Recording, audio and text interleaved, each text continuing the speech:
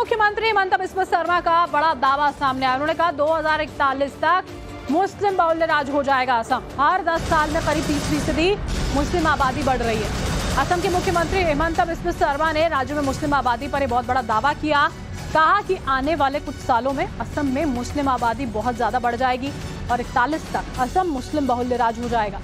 हेमंत बिस्वा शर्मा पहले भी राज्य के कई जिलों में मुस्लिम आबादी बढ़ने पर चिंता जाहिर कर चुके हैं। उन्होंने असम विधानसभा में भी इस मुद्दे को उठाया था और अब एक बार फिर से इस बात का उन्होंने जिक्र किया है। उनका कहना है कि 41 तक मुस्लिम बहुल्य इलाका और प्रदेश बन जाएगा असम। 11 যদি জনগণনা আৰু এনআরসিৰ ডেটা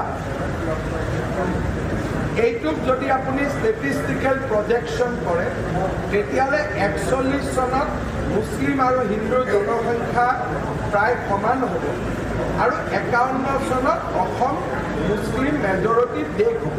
এইটো মই বনোৱা তথ্য নহয়।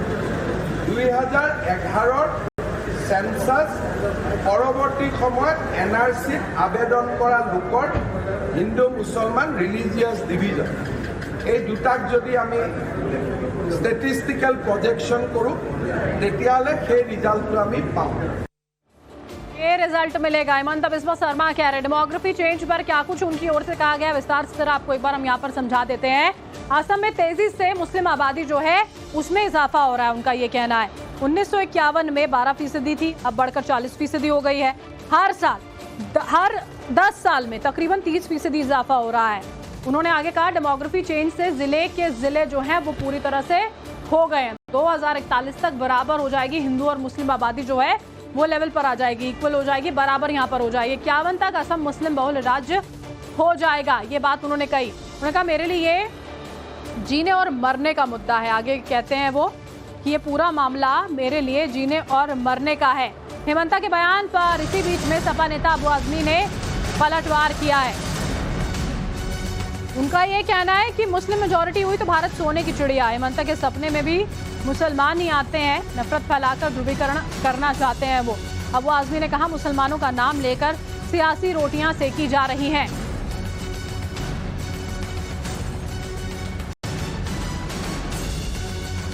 अबू आजमी जी हैं। अबू जी, आपसे ये पूछना चाहूंगा कि जो मुख्यमंत्री हेमंत बिस्वा शर्मा ने जो बयान दिया है आबादी को लेकर के, उस बयान को आप किस तरीके से देखते हैं? आपकी क्या प्रतिक्रिया? ऐसा है कि वो आदमी जब सोता है, उठता बैठता है, उसको सारी सपने में मुसलमान ही नजर आता है। वो रोजाना कुछ न कुछ ऐसी सामुदायिकता की बात करता है। वो समझता है कि इसी से हम जो है सत्ता में रह सकते हैं। डेवलपमेंट की बात करते नहीं है लोग। देखिए, ऐसा है कि आबादी की जो बात है ना, मुसलमानों से क्यों पूछते हैं? सारे मुसलमानों की आबादी बढ़ रही है सिर्फ क्या? ऐसा है, अगर आबादी के ऊपर चाइना ने रोक लगाया था, आज चाइना कहता है कि आबादी बढ़ाओ, 2 से 3 बच्चे। जापान ने आबादी पर बहुत रोक लगाई थी। जापान कहता है कि हमारी इतनी बड़ी वो है इकोनॉमी है, हमारे लोग सब बूढ़े होते जा रहे हैं, बुजुर्ग होते जा रहे हैं, नौजवान बच्चे नहीं हैं, ज्यादा बच्चे पैदा करो। इंग्लैंड ने लगाई थी आबादी पे रोक, वो भी अब ज्यादा बच्चे पैदा करने के चक्कर में है। ये अरे आबादी ज्यादा है तो उनको काम दो, उनको स्किल दो। और ये भगवान अल्लाह ने बनाया दुनिया ना, उसको पता है दुनिया कैसे चलाई जाती है। वो आप का हवाला देकर के कहते हैं कि 2041 में वो मेजॉरिटी में आ जाएंगे मुसलमान, इतनी आबादी जो थी। अगर उनकी बात यह है कि मेजॉरिटी में आ जाएंगे, अगर उनका हवाला सही है तो भारतवर्ष की जनता को खुश होना चाहिए कि अगर मुसलमान मेजॉरिटी में आ गए ना तो भारतवर्ष को सोने की चिड़िया बना देंगे। सोने की चिड़िया कब कहा जाता था भारतवर्ष? किसके राज में कहा जाता था? ये सर्च कर लो आप।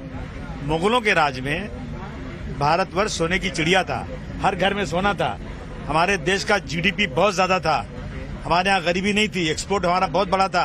जब ही अंग्रेजों ने इस मुल्क पे हमला किया और आज जिनके हाथ में सत्ता है ना, आज 80 करोड़ लोगों को राशन दे रहे हैं। इसका मतलब है कि डेवलप देश में तरक्की हो ही नहीं रही है।